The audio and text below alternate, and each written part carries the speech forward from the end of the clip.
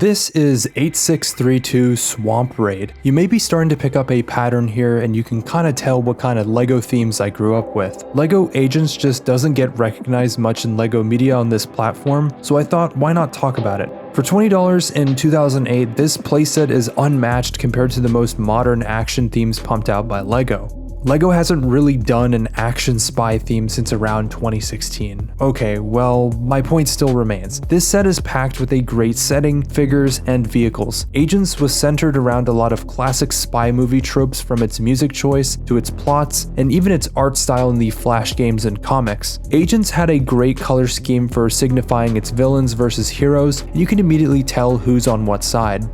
One thing I really like about this theme is that it doesn't take itself too seriously, but still preserves that feeling of looking cool. It has the LEGO charm of Ninjago while also being unified in its design style. If you want to know what I'm trying to get at, the mind-controlled cyborg alligator is just one of those things that feels like a classic LEGO move. It's got this antenna switch and an orange harness to clearly signify all those details that it's part of Dr. Inferno's faction.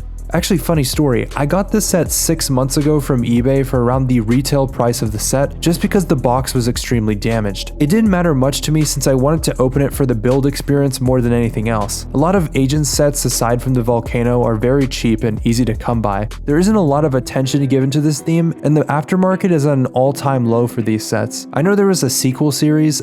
I don't know if I would call it a sequel, but some sort of derivative of Agents called Ultra Agents that borrows some of the same set ideas and concepts from the Agents line. I was in my dark age at the time Ultra Agents released, so I can't say that I remember those sets very well, if at all. I did read up though on what the story was about, and I'm all for it. I just wish it had a little bit more color though. We live in an age where LEGO Star Wars plagues shelves with very drab gray and black ships. We're really missing that variety that we once had in terms of color. I could throw up a lot of color palettes on screen, and you'd be able to guess which themes these are. I think that in itself is good product design. Sorry, I got off track again. The minifigures in this set are great, and I know that we talked about the alligator already, but Breakjaw is a phenomenal figure. A lot of these villains had dramatic attributes that give off what their motive is.